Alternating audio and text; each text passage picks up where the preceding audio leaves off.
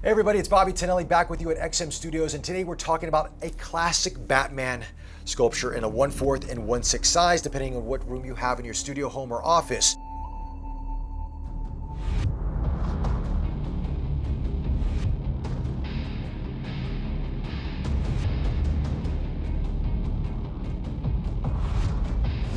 You're going to love this piece. It's always great to have a classic Batman piece in your arsenal. You need to have it. No matter how great the pieces are from XM, from Death Metal Batman to the White Knight series, this just speaks volumes into the ethos of Batman. Now, was designed by Mark Brooks, who is a comic book artist. He worked in conjunction with XM Studios on this, and he's done a lot of things with Marvel, but also with DC in terms of Detective Comics. So you're seeing that Detective Comics design language coming to these two pieces, which is fantastic. I love to see it.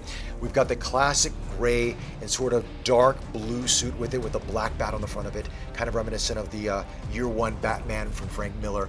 I love this look to it. It's great. The texture, the design of the cape is awesome. These two statues are exactly the same. It just depends on the size that you want. There are some great switch outs in terms of the arms and also in terms of the tools that Batman has, but again, all classic, all reminiscent of the Batman that we've grown to love over the years. Now, Batman is standing on a piece from the planet Apocalypse. Now, this is very reminiscent of the classic Superman statue that's also available from XM Studios as well. Let's take a look at the 1/4 statue here real quick, because obviously larger, you can see more of the details on this.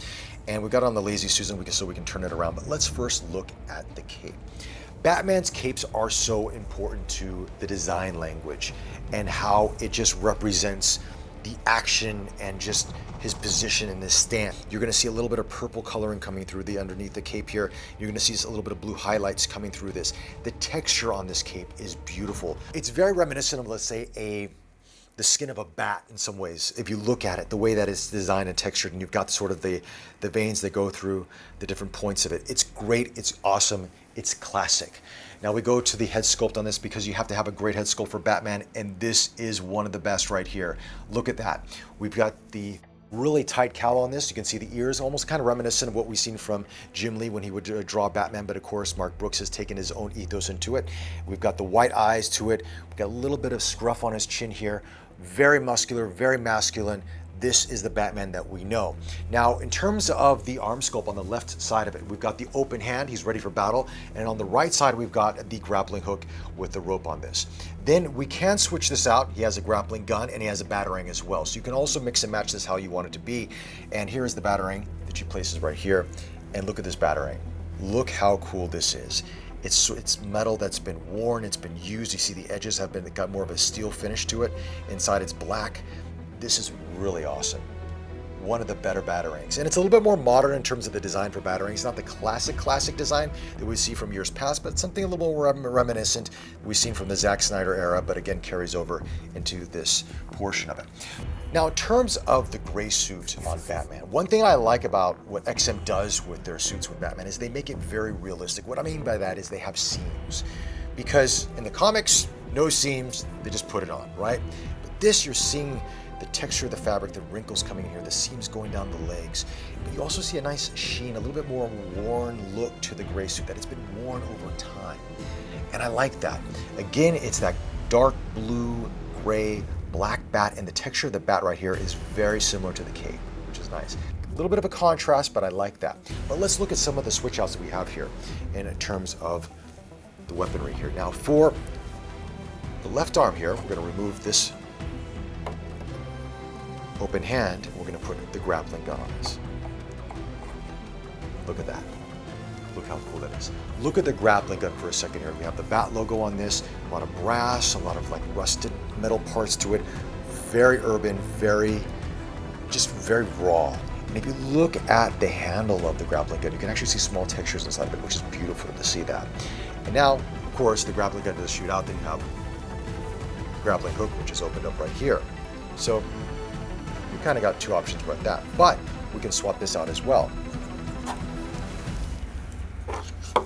We'll move this in here, and then we take the batarang, and there we have it. Then we have the batarang.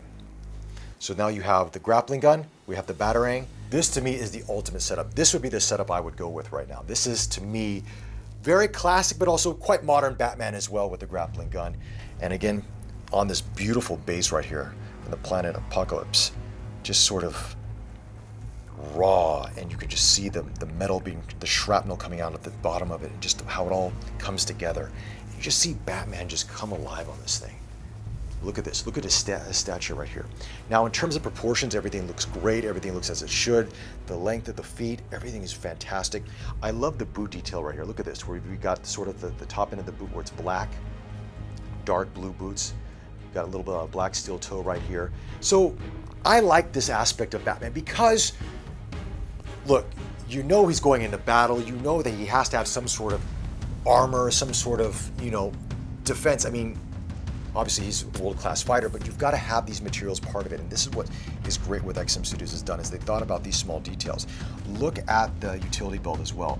Very classic, almost Frank Miller-ish in some ways, you could say, if you look at it, but I love the look of it. It's kind of like got this kind of a dark, worn yellow color to it. Not bright yellow like we would see out of more of the older classic Batman series, but something a little bit more modern, but at the same time, utilitarian. Brown belt on it, fantastic. And both of these statues are exactly the same. Once again, this is a 1/4, this is a 1/6, so depending on where you want to put the statue out in your home, your office, your studio, or if your loved one says, look, you can't have another statue, or you can only have a small one, you can go for the 1/6. But if you have a partner who's like, you know what, I love this piece, you need to have it, go for the 1/4. You will not be disappointed in the least.